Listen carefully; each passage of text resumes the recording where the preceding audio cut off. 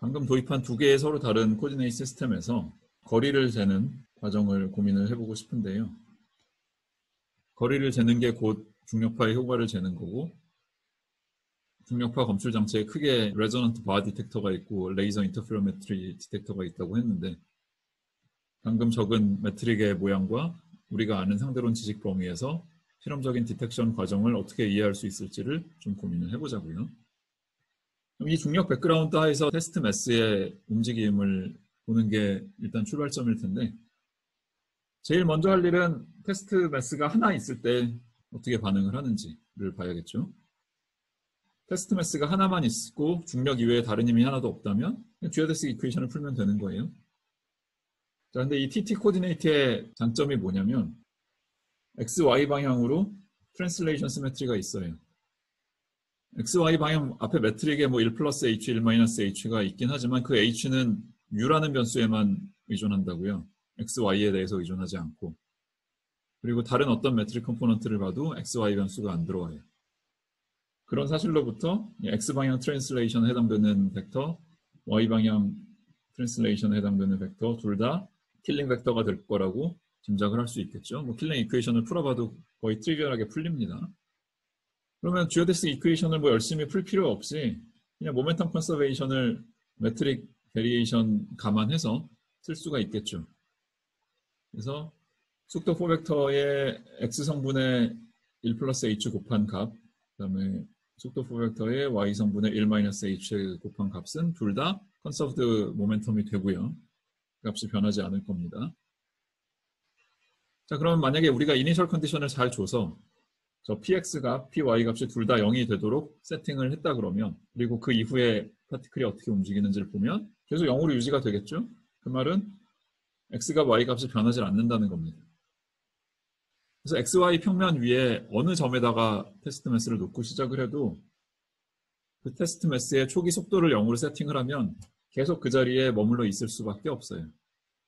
물론 초기 속도를 0이 아닌 걸로 주면 좀 더 재밌는 운동을 할 수도 있겠지만 편의상 초기 속도를 0으로 줘서 x, y 값이 고정된 상태로 남아있는 테스트 매스들만 고려를 하겠습니다. 앞으로. 이렇게 x, y 값을 0으로 고정해 놓으면 또 하나의 장점은 뭐냐면 전체 매트릭에서 dx 제곱, dy 제곱이 0으로 세팅이 되는 거잖아요. 근데 매트릭 중에 넌트리비얼한 부분은 1 플러스 h, 1 마이너스 h 이런 팩터들은 다 dx 제곱, dy 제곱 앞에만 붙어 있었다고요. 근데 dx, dy를 다 0으로 튜닝을 해주면 매트릭에 남아있는 부분은 dt 제곱, dz 제곱밖에 없으니까 이 dt, dz 쪽 1 플러스 1 디멘셔널 미kov스키 스페이스 타임에서 중력도 사실상 없는 것처럼 보이죠. 그래서 우리가 원한다면 z 값도 역시 컨스턴트로 놓을 수도 있어요. 이 t와 z가 라이콘 코디네이트 u, v로도 기술이 되는데 x, y를 고정한 상태에서도 이 tz 플레인에서 로렌스 트랜스포메이션을 하고 싶으면 할 수도 있고요. 그러면 이 라이콘 기준 u, v로 보면은 그 rapidity라는 파라미터가 익스포넨셜한 값으로 곱해지는 걸로 나타날 수 있고, 이 로렌스 트랜스포메이션 얘기를 굳이 한 이유는 z를 상수값, 즉 속도가 0인 값을 따르도록 조정을 할 수가 있지만 이미의 컨스턴트 벨로시티는 다 로렌스 트랜스포메이션으로 연결이 되기 때문에 물리적으로 뭐 큰 차이를 안 준다라는 얘기를 하고 싶었던 겁니다. 역시 논의의 편의를 위해서 그냥 z 값을 고정된 상수로 뭐 예컨대 0으로 세팅을 하고 시간에 따른 추이를 보기로 하죠. 생각해보니 제가 좀 너무 성급하게 결론을 낸 거 아닌가 싶기도 한데 매트릭만 보면 안 되고 매트릭의 미분까지 봐야 되죠. 질문이 나온 김에 조금 설명을 하면 저 C방향의 초기 값은 별로 안 중요할 것 같고 초기 속도를 0으로 놨을 때 속도가 계속 0으로 유지될 것인가를 보려면 듀어데스 이퀘이션에서 U에 관한 함수 H를 통해서 저 Z는 매트릭에 들어오기 때문에 Z방향 트랜슬레이션이 킬링 벡터가 되리란 보장은 없고 그러면 좀 더 조심스럽게 듀어데스 이퀘이션을 들여다봐야 되고요.